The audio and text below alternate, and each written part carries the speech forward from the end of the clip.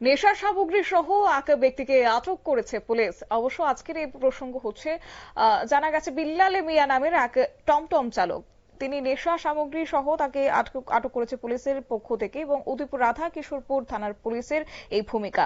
অবশ্য ঘটনার সত্যতা জানি উদয়পুর মহকুমা পুলিশ আধিকারিক নির্মাণ দাস। তিনি সাংবাদিকদের বলেছেন যে বিল্লাল মিয়া নামের এক টমটম চালককে গত কিছুদিন আগে উদয়পুরের জনগণ কিছু নেশা সামগ্রী সহ আটক করে পুলিশের কাছে সোপর্দ করে এবং এর মধ্যে ছাড়া পেয়ে তাকে আবার পুনরায় আটক করেছে পুলিশ। মহকুমা পুলিশ আধিকারিক নির্মাণ দাস এই বিষয়ে কি জানিয়েছেন শুনুন। বিকালে বিল্লাল মিয়া থেকে উনি একটি ই রিক্সা দিয়ে কিছু নার্কোটিক্স কন্ট্রাব্যান্ড আইটেম নিয়ে আসছিল। তো আমরা এগুলো ভিকেল চেকিংয়ে ছিলাম। তো ডিউরিং ভিকেল চেকিং আমাদের সন্দেহ হয়, তো ওনাকে আটক করা হয়।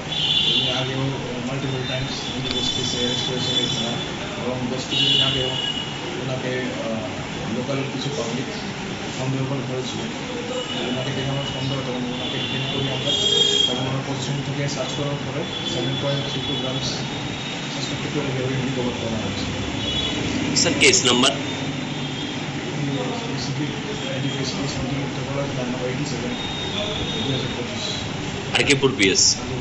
সেকশন 21B 27 স্যার আদালতে কি আজকে তোলা হবে? স্যার কেমন মাল পাওয়া যাবে আনুমানিক? 7.32 গ্রাম।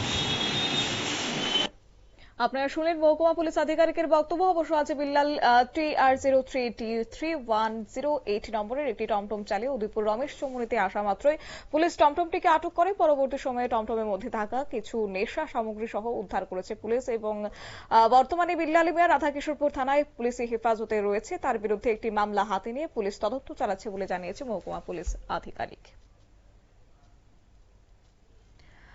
আজকে উদয়পুর রাধাকিশোরপুর থানার পুলিশের পক্ষ থেকে অভিযান চালানো হয়েছে, যথারীতি নেশা বিরোধী অভিযান, এবং তারপরে নেশা কারবারি বিল্লাল মিয়াকে আটক করতে সক্ষম হয় উদয়পুর রাধাকিশোরপুর থানার পুলিশ।